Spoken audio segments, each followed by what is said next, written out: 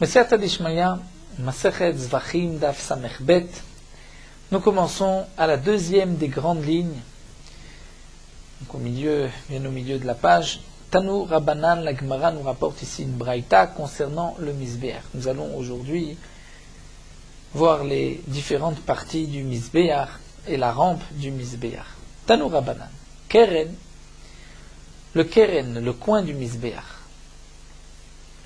c'est-à-dire le Keren que nous avons vu, les 4 cranotes qu'il y avait sur le Mizbeach, Kevesh, la rampe du Mizbeach, Veyesod, et la base du Mizbeach, Veribua, ainsi que le din que le Mizbeach doit être carré, mais Akvim, c'est Meakev, si le Mizbeach n'est pas carré, s'il n'y a pas de rampe, il n'y a pas de Yesod, ou il n'y a pas les Arba Granot. Donc nous avons vu que c'était sur les 4 coins qu'il y avait un Keren, on peut traduire un coin de une ama sur une ama, d'une hauteur d'une ama, un cube. Le Mizbeach est Meakev, le Mizbeach n'est pas caché. Mais Midat Orko, ou Midat Rochbo, ou Midat Komato, sa longueur, sa largeur ou sa hauteur, En Meakvim, là ce n'est pas Meakev, même si ce n'est pas comme les Midot marqués dans la Torah. Maintenant, Nemilen dit l'Agma, d'où est-ce qu'on sait? D'où est-ce qu'on sait que Keren, Kevesh, Yesod, Veribua, c'est Meakev? Amar Ravuna. Ravuna répond à Markra, puisque la Torah a dit Hamizbeach. C'est-à-dire, lorsque la Torah nous parle des karnot, la Torah nous dit karnot ha-mizbeach, les karnot du mizbeach. Lorsqu'ensuite on nous parle du yesod, aussi c'est le yesod ha-mizbeach. Lorsqu'on parle du kevesh, qui est appelé pnei ha-mizbeach, comme le visage, la face, c'est aussi marqué pnei ha-mizbeach. Et le din de Ravua yé ha-mizbeach. Donc à chaque fois dans ces 4 dinim, c'est marqué Hamizbeach. Et Kol Makom Shenema Hamizbeach Leakev, lorsque c'est marqué Hamizbeach avec un He, c'est Meakev, nous explique Rashi, puisque Hamizbeach, c'est-à-dire comme il est. C'est ainsi qu'il est appelé Mizbeach. Sinon, il n'est pas appelé Mizbeach. Le Kevesh est appelé Pnei Hamizbeach, nous explique Rashi, la rampe qui nous permet de monter au Mizbeach, puisque c'est l'entrée du Mizbeach. Comme on appelle l'entrée du Ohel Moed, Pnei Ohel Moed, parce que c'est l'ouverture qui se trouve là-bas du côté est du Echal. Donc Pnei Ohel Moed, c'est l'ouverture, ici aussi Pnei Akevesh, c'est de là où on va monter sur le Mizbeach. Donc puisque c'est marqué dans ces 4 nim, Karnot, Pnei Mizbeach, Yesod Mizbeach, Bravo Aïe Mizbeach, c'est que c'est Meakev. Alors demande l'Agma, Ela Meata Kiyur, les Rebi, Vesovev, les Rabbi Yosef et Rabbi Yuda. Achenamed et Meakev. Est-ce que le Kiyur, c'est-à-dire les dessins qui étaient faits sur le Mizbeach, comme le pense Rebi, ou le Sovev, d'après Rabbi Yosef et Rabbi Yuda, que nous allons voir, que Rabbi Yosef et Rabbi Yuda et Rebi sont en machloket concernant ce qui est marqué dans la Torah, ce Karkov à Mizbeach. Que signifie Karkov à Mizbeach? Le Karkov, c'est une machloket. Ou bien le Karkov, c'est un dessin qui était tout autour, dessin de fleurs, tout autour du Mizbeach. C'est d'après Rebi. Ou bien d'après Rabbi Yosef et Rabbi Yuda, c'est le Sovev. Donc cette partie du Mizbeach, le Sovev, ainsi Amot du bas, puisqu'il y avait d'abord une ama Yesod, ensuite 5 amot, et on avait le Sovev pour pouvoir contourner le Mizbeach. En haut, le Sovev, d'après Rabbi Yosef et Rabbi Yuda, est appelé le Karkov. Donc puisque le Karkov à Mizbeach, c'est marqué à Mizbeach à propos du Karkov, donc ça devrait être Meakev. Donc demande l'Agma, si tu dis que chaque fois que c'est marqué à Mizbeach c'est Meakev, alors le Kiyur, les dessins d'après Rabbi, le Sovev d'après Rabbi Yosef, Achenamed et Meakev, dirti, puisque c'est marqué Fenatata Ota Tachat Karkov à Mizbeach milemata. Et tu la placeras sous le Karkov à Mizbeach. Donc sous les dessins, sous le Sovev. Mais Tanya, nous avons une braïta, Ezeu Karkov, qu'est-ce qui est appelé Karkov? Rabbi Omer, c'est Kiyur, c'est les dessins de fleurs, Tzin ou Prachim, qui était fait tout autour du Mizbeach, et Rabbi Yosef et Rabbi Domer, Zé Sovev, c'est le Sovev. Donc la Gemara pose la question, est-ce que c'est aussi Meakev? La Gemara répond, oui. Betania, comme c'est marqué dans la Braïta. Au Tovayom, ce jour-là, dans Masechet Souka, on nous rapporte l'histoire d'un Kohen Tzdoki, un Sadducéen, qui avait versé le Nisur Amaim sur ses pieds.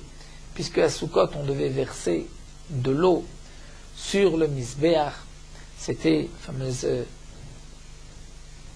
Simchat Betashoeva du Nisur, lorsqu'on puisait cette eau pour ensuite le verser, le Nisur Amaim de Soukot, on versait sur le Keren du Mizbeach, sur le Mizbeach, mais les Tzdokim n'étaient pas d'accord avec cette dracha, et donc un Tzdoki était Kohen à verser l'eau sur ses pieds pour ne pas verser sur le Mizbeach, et à ce moment-là, tous les Bnei Israël qui se trouvaient dans le Beth Amikdash l'ont lapidé par leur Etrogim.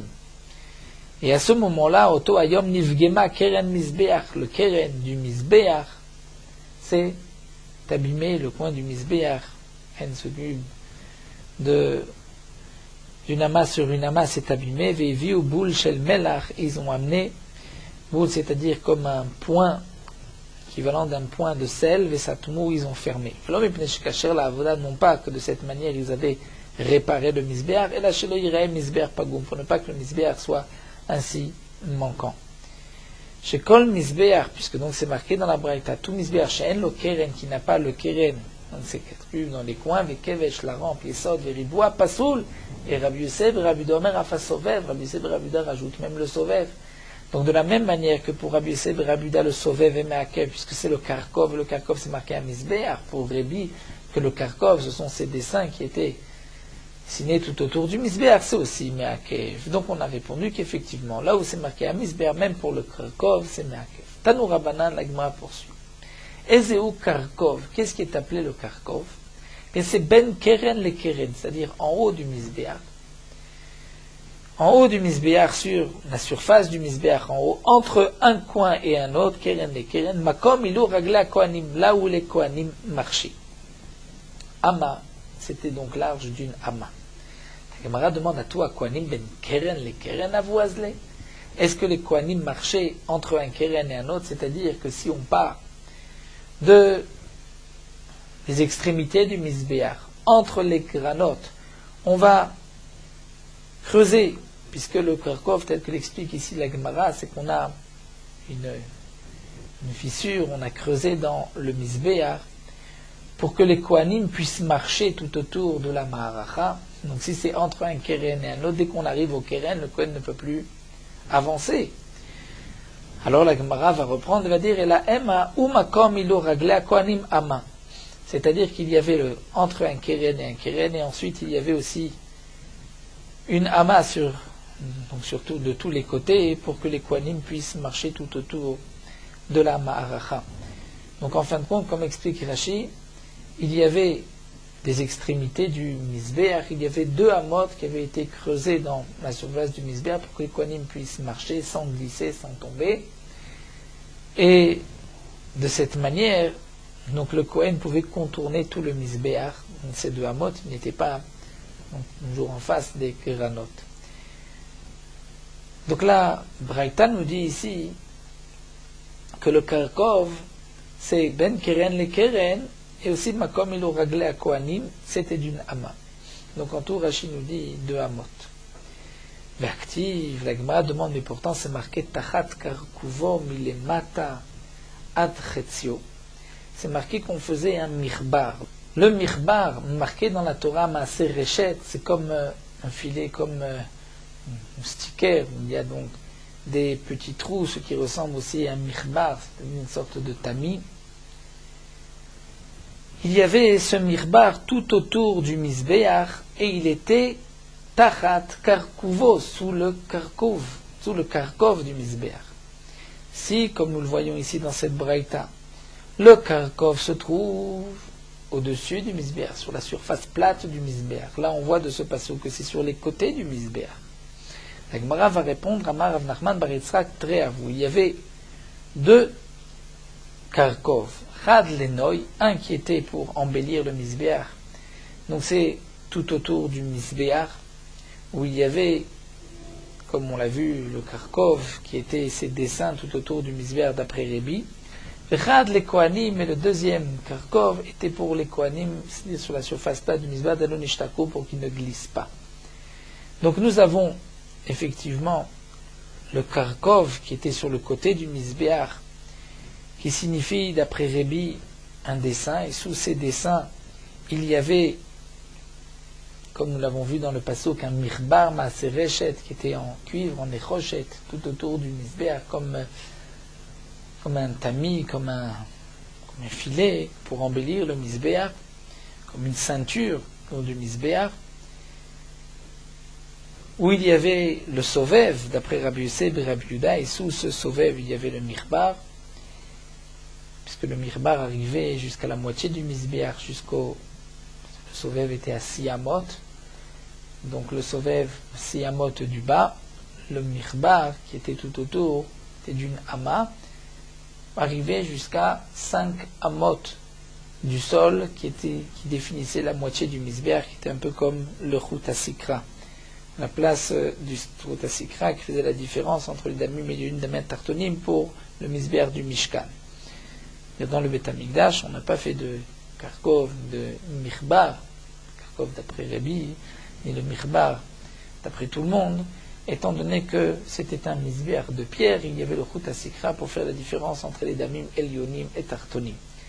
En tout cas, nous voyons qu'il y avait aussi un autre Karkov, c'est-à-dire au-dessus du Misbéach, en haut, comme un Charitz, comme un creux, pour que les Kohanim puissent contourner la Maharacha. Donc ce que la Gemara nous a enseigné, c'est que les granot, les 4 coins du Misbéach, Kevesh la rampe, Yesod, le riboua, le digne que le Misbéach doit être carré, le Karkov, qui est d'après Rabbi le Kiyur, le dessin, ou le Sovev, d'après Rabbi Yuda, c'est Meakev. Et la Gemara continue, Midat Orko, Midat Orbo, Midat Komato, ce n'est pas Meakev. Amar Ravmanim, et Ravmanim dit bien que les mesures, longueur, largeur, hauteur ne sont pas Meakvim, même si on a changé ses cachets, mais Rav Mani dit au Bilvat, chez le Frete, le Misbéach Shassa Moshe. Condition de ne pas le faire plus petit que le Misbéach de Moshe Rabbeinu. On peut le faire plus grand, mais pas plus petit. Mais Kama, combien était le Misbéach de Moshe Rabbeinu? Amar Rav Yosef, Ama. Rav Yosef dit une Ama. Et la Gemara s'étonne, Chako Alea, on s'est moqué de cette réponse de Rav Yosef, puisque dans le Passouk c'est marqué Chamesh Amot Orer, Chamesh Amot Rochav, Ravu Ayeh Misbéach. Le Misbéach était 5 amot de long, 5 amot de large, il était carré. Donc ce n'est pas une ama. Bien que plus nous avons vu une marloquette entre Rabbi Yuda et Rabbi Yosef, c'était 5 sur 5 ou 10 sur 10 si on part du milieu, mais en tout cas ce n'était pas une ama sur une ama. Qu'est-ce que Rabbi Yosef a voulu dire une ama sur une ama? Marlé Abaye. Abaye lui a dit Dilma makom maracha kamama. Certainement que tu as voulu dire que le makom maracha était d'une ama, puisque si le Misbéach fait 5 sur 5, on enlève une ama pour les granotes de chaque côté, et on enlève ensuite une autre ama pour le makom raglé à Kohanim, donc on a enlevé 2 et 2 de chaque côté, il nous reste une ama au milieu qui était l'endroit de la maracha. Amarle Rav Yosef lui a dit Mar de Gavra Rabaou Yada Maïkamina. Toi qui es un Talmid Chacham, grand homme, tu as compris ce que j'ai voulu dire, Kere Alayou. Et il a dit Rav Yosef sur les autres, sur ceux qui se sont moqués, Bnei Ktura. Il les a appelés Bnei Ktura, c'est-à-dire vous êtes comme la descendance de Avraham, de sa femme Ktura, mais pas comme Zera Yitzhak et Yaakov. Puisqu'on nous a parlé de Bnei Ktura, l'Agma nous rapporte que Bnei Achate de Rabbi Tarfon, les enfants de la sœur, donc les neveux de Rabbi Tarfon, avouent Yatve Kameh de Rabbi Tarfon, étaient assis devant Rabbi Tarfon. Et eux ne se prononçaient pas, ne parlaient pas de Torah. Patar ve Amar, là Rabbi Tarfon a ouvert la bouche, leur a dit va Yosef Avraham. Avraham a rajouté, Vaikach Isha, il a pris une femme, Ushma, et elle s'appelait, au lieu de dire Ketura, il a dit Ushma Yochni. Amrele, donc ses neveux étaient là, il a dit non, Ketura, c'est marqué Ketura. Kerealem, ils appelaient Bnei Ketura. C'est-à-dire, jusque-là, vous n'avez pas ouvert la bouche, vous n'avez pas parlé de Halacha. Juste pour dire Ketura, ça vous rappelez, donc il les a appelés Bnei Ketura. Une manière de dire, vous devez plus parler de Torah, de Halacha, lorsque nous sommes ensemble.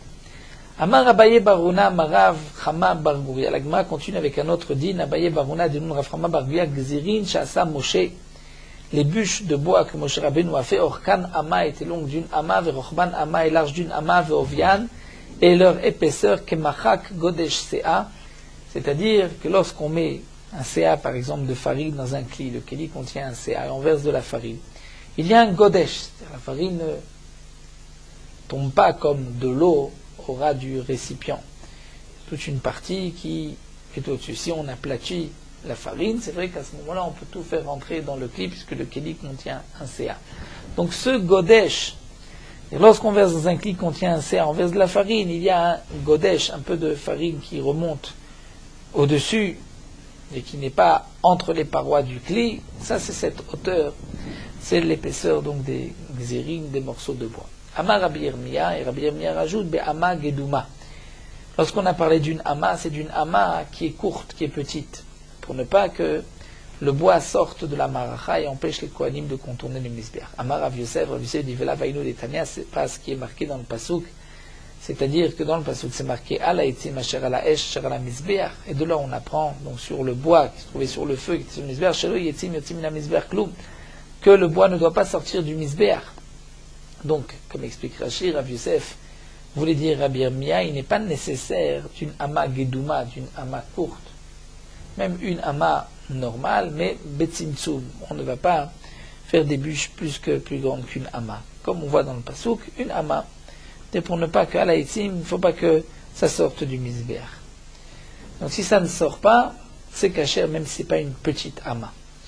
Tananatam, la Gemara continue, nous allons parler du kevesh. Kevesh aya les dromash et le misbéach, il y avait une rampe qui était au sud du misbéach. Donc comme nous avons toujours donc l'habitude de parler comme si le misbéach était en face de nous, le dessin, on est à Sha'ar Nikanor, nous avons le Beth Amikdash devant nous.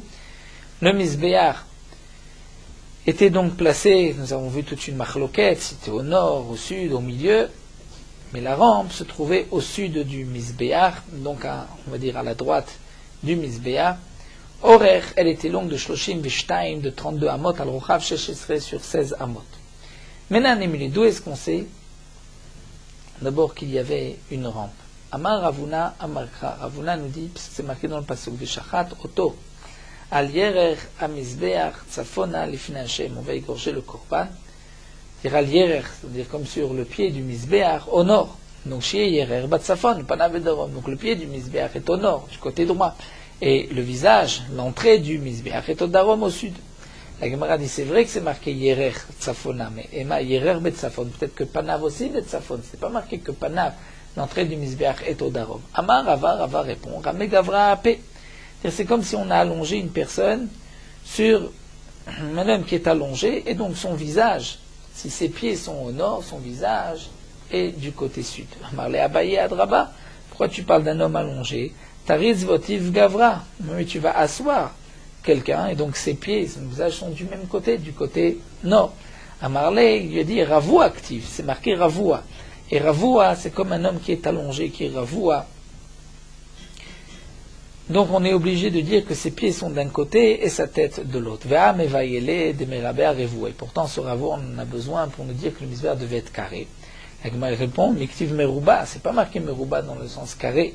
Alors la Gemara reprend, Vélita mère, d'après toi tu dis ravoua, c'est qu'il est allongé, il est couché, Miktiv Ravout, c'est marqué qu'il est allongé, Ravout c'est qu'on est allongé sur quelque chose. À Marley, il lui a répondu, c'est vrai, ce n'est ni marqué Ravout ni Merouba, mais Ravou actif. Des Mashma'achi ou Mashma'achi, où la Torah nous laisse là la possibilité d'être Doresh, les deux drachot. Le misbéach doit être carré et comme un homme qui est allongé. Et donc, puisqu'il est allongé, on va dire que les pieds, Yerech HaMizbeach Tzafona, donc la tête, l'entrée est au darom. Le Tana, l'Agman nous rapporte que le Tana de la Braïta que nous allons voir, lui rapporte cet enseignement Maïtele Mehacha de là. Ce que Ravuna nous a dit de Yerech HaMizbeach, que Yerech HaMizbeach Tzafona et donc la rampe se trouve au sud, lui, le Tana de la Braïta l'apporte d'un autre passage, d'Etania, Rabbi de Omer. Rabbi Yehuda nous dit, puisque c'est marqué, Uma alotea penot kadim. Dans le pasuk, c'est marqué Uma alotea penot kadim, c'est-à-dire que, nous explique Rashi, ce pasuk est marqué à propos du misbéach dans Sefer Yecheskel, et le kevesh, c'est-à-dire la rampe du misbéach, elle se trouvait, donc on montait du côté où penot kadim, dès qu'on va tourner vers la droite, on va se trouver à l'est. Donc, kol pinot shatapone lo yule derech yamin la mizrach. Lorsque tu contournes, tu dois toujours prendre la droite. Et donc, la mizrach, c'est-à-dire, tu vas te tourner vers le mizrach. Si on se tourne vers le mizrach, donc, la rampe est obligatoirement au sud. Lorsqu'on monte du sud vers le nord, on a à notre droite tout de suite l'est. La Gemara dit, mais c'est vrai que dans le passouk c'est marqué que penot kadim, mais ce n'est pas marqué que c'est derech yemin. Ve'ema asmol la mizrach. Peut-être que la rampe se trouvait au nord. On va tourner directement vers l'est, mais peut-être par la gauche. Ce n'est pas marqué dans le passouk que c'est par la droite. La Gemara répond le salkadatar que c'est par la droite. Ça je l'apprends d'un autre passouk. Les Tane Ramé Bar, nous avons plusieurs kisot, Bar Yecheskel. Ramé Bar Yecheskel rapporte cet enseignement. C'est marqué Yam Sha'asa Shlomo. Shlomo Melech a fait un grand bassin. On appelle le Yam Sha'asa Shlomo. Omed, il est marqué dans le passouk Al Shnem Asar Bakar. Il était sur 12 bœufs. Shlosha Ponim Tsafona, 3 du côté nord. Shlosha Ponim Yama, 3 du côté ouest. Shlosha Ponim Negba, sud. Et Shlosha Ponim Mizracha, du côté est. Donc on voit que le passouk nous parle du nord, ouest, sud et est. Donc on voit qu'on a contourné par la droite. C'est-à-dire pour la personne qui est en face de ce bassin, lorsqu'il suit sa droite, il va ainsi contourner le misber. De là, le yam chez Shlomo. Donc de là, on apprend que kol pinot shatapone lo yoderech min mizrach. Chaque fois que tu dois contourner, c'est par la droite. Et la mizrach, comme nous avons vu dans le passouk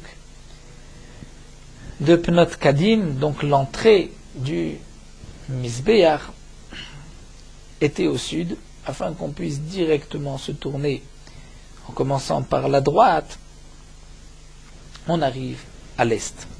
Mais la Gemara demande à mais va il est l'égouffer. Mais ce passouk, j'en ai besoin pour dire comment était ce bassin de Shlomo HaMelech. La Gemara répond, c'est vrai, mais alors imken ponim la mali. Pourquoi dans le passouk c'est marqué à chaque fois ponim safona, ponim yama? C'est pour nous apprendre au passage un autre dîme que lorsqu'on tourne, on tourne toujours par la droite, suivant cet ordre-là. La Gemara continue. Donc nous avons vu que la rampe se trouvait au sud. Lorsque le Kohen montait, il tournait à droite et il avait l'est à sa droite. Sha'al Rabbi Shimon ben Yossi ben Lekunia et Rabbi Yossi. Rabbi Shimon ben Yossi ben Lekunia pose la question à Rabbi Yossi. Omer aya Rabbi Shimon ben Yochai. Rabbi Shimon Yochai avait l'habitude de dire Avir yesh ben kevesh la misbeach, qu'il y avait un espace entre le kevesh et le misbeach. Donc le kevesh arrivait à la surface plate du misbeach, donc à 9 amot de hauteur, et il y avait de l'espace, donc le kevesh n'était pas complètement collé au misbeach. Amarlo, il lui a dit, Vata yato merken, et toi tu ne dis pas la même chose. Alors que pourtant c'est marqué, Vasita olotecha basar ve'adam, tu feras tes korbanot, ola basar, la viande, ve'adam et le sang. De là on apprend Madame Bezrika, basar Bezrika, que le sang, il faut le jeter, Bezrika. Donc le basar aussi, il devait être jeté du misbéar, c'est-à-dire jeté dans la maracha pour brûler les morceaux de viande. Et donc on était sur la rampe, on jetait, il fallait qu'il y ait un petit espace entre la rampe et le misbéar pour qu'on puisse donc jeter les morceaux. Donc tu vois que ce que nous enseigne Rabbi Shimon Yochai, c'est évident qu'il y avait un espace. Amarlo, il lui a dit non, Shani Omer, Betzad, Omet Betzad Maracha Vezorek. C'est vrai que tu dois jeter, mais tu n'es pas obligé de jeter de la rampe, il faut qu'il y ait un espace pour que ce soit donc quelque chose que tu vas lancer. Peut-être qu'il est à côté de la maracha, il peut aussi jeter. Amarle, il lui a dit ici le pasouk qui vient t'apprendre que le bassar c'est comme le dam, que tu dois le lancer.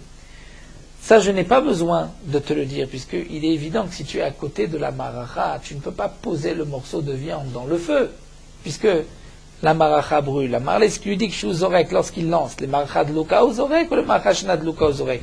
Il jette sur maracha sur le feu lorsqu'il est, vous voyez, lorsqu'il est allumé ou pas.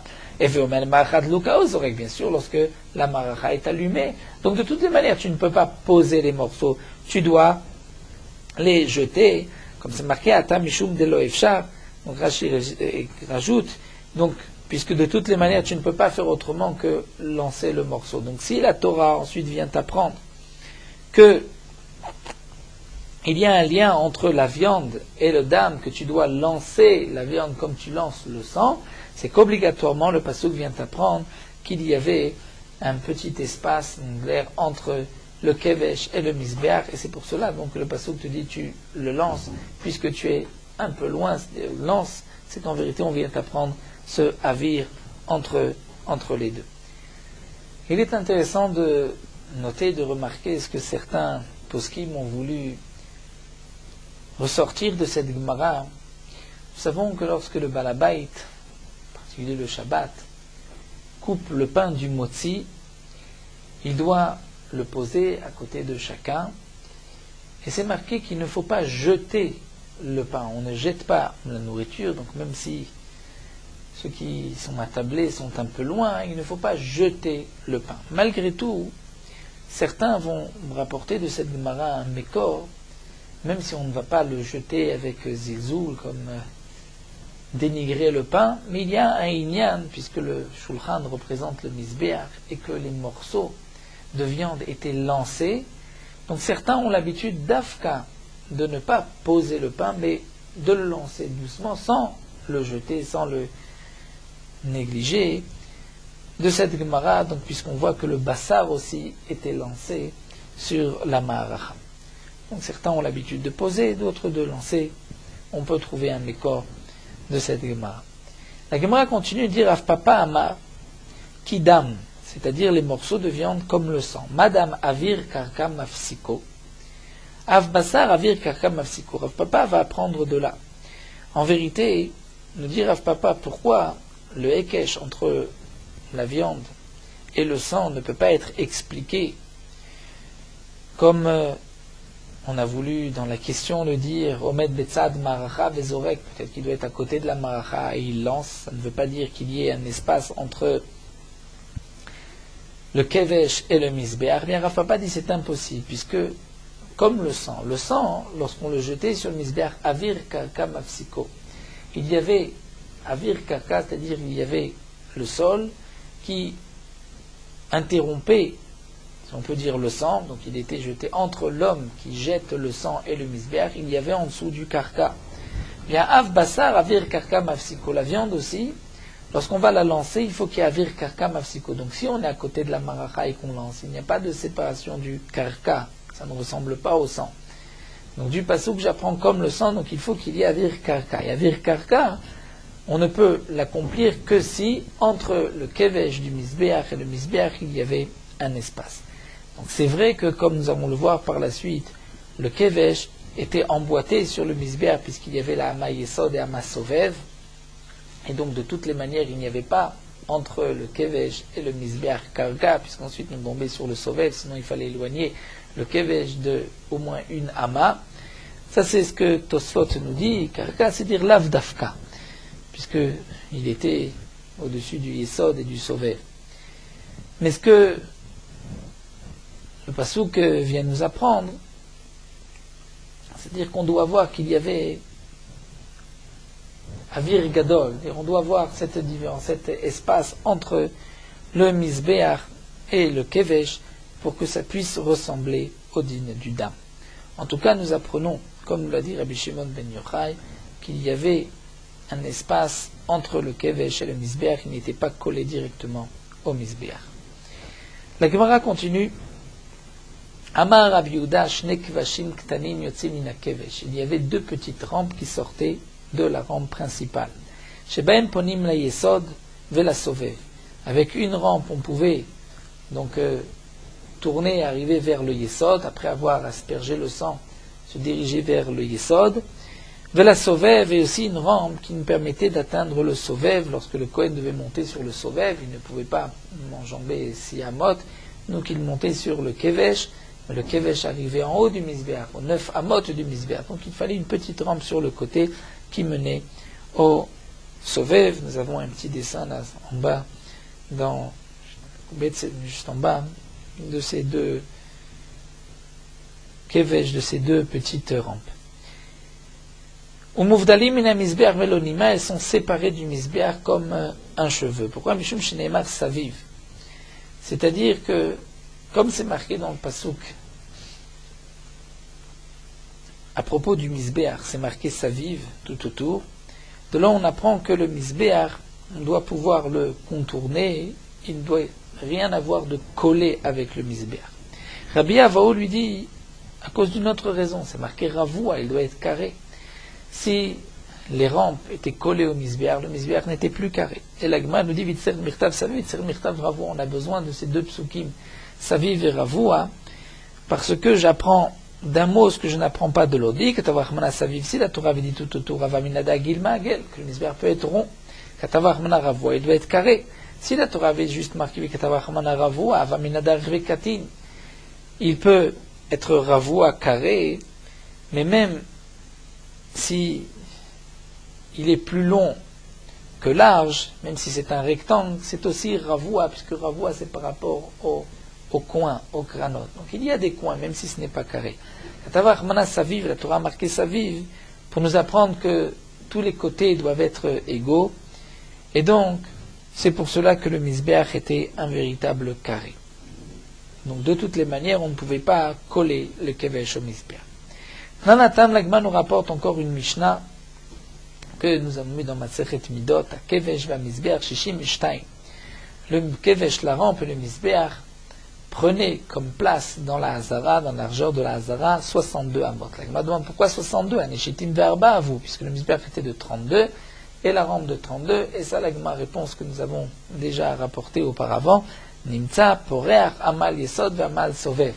C'est-à-dire que la rampe s'emboîtait une amas au-dessus du yesod, une amas au-dessus du sovev. Bien qu'il n'y avait pas de yesod, comme nous l'avons vu sur la partie d'Arom, mais c'est comme s'il y avait par rapport au reste du misbeach, donc c'est comme si le misbeach s'emboîtait sur cette amas de yesod et amas de sovev. Amar Rameh Bachama nous dit, Kol kivshek kvashim, toutes les rampes en général sont de Shalosh Amot le Ama. Toutes les rampes qu'on trouve en Beth Amikdash étaient de 3 amot de long pour une ama de haut. Chutz mikivsho shel misbeach, à l'exception de cette rampe, la rampe principale, nous dit de Rashi, qui menait au misbeach, où il fallait qu'elle soit un peu plus penchée, moins abrupte. Shaya shalosh amot ou mertza ve'etzba ve'shlish etzba bezachruta. C'est-à-dire que cette rampe était pour une ama de hauteur, 3 amot et demi de longueur, et encore un doigt et un tiers d'un doigt. Rachid nous explique, étant donné que pour monter au misbeach, donc le misbeach était haut de 9 amot, si on gardait ce rapport de 3 amot pour une ama, donc la rampe aurait été de 3 x 9, 27, de 27 amot. Mais 27 amot, c'est une rampe qui est un peu dure à monter pour les kohanim qui devaient porter des morceaux lourds de korbanot pour les brûler sur le misbeach. Donc on a allongé un peu la rampe pour arriver à 32. Alors si on prend 32 et qu'on divise par 9, on arrive effectivement à ce chiffre que Rachid nous explique, puisque si on va suivre Seder de Rashi, les shalosh amot qu'on multiplie par 9, donc on a dit 3 amot et demi, etzba et shlish etzba, par ama. Donc là nous sommes à 9, nous allons multiplier shalosh amot par 9, mertza par 9, etzba et shlish, et nous allons trouver 32. Comment? Rashi nous dit shalosh amot multiplié par 9, ça nous donne, 9, 27 amot. Nous avons encore une demi-ama qu'on multiplie par 9. Donc 9 demi-ama, nous avons 4,5. Donc à 27, on est arrivé au chiffre de 31 ama et demi. Et lorsque etzba veshlish etzba, etzba multiplié par 9, ça nous donne 9 doigts. Shlish etzba, un tiers de doigt multiplié par 9, ça nous donne encore 3 doigts. Donc ça nous donne 12 doigts. Et 12 doigts, nous dit Rashi, représente 3 tfachim. 3 tfachim, c'est une demi-ama. Donc on était à 31 ama et demi, plus une demi-ama, on est arrivé au chiffre de 32. Et Bezach Ruta, nous avons aussi une version sur le côté Bezut Tarta, c'est-à-dire d'une petite, on parle de petite mesure. Nous allons terminer sur Morot Halacha Daf Samer Bet.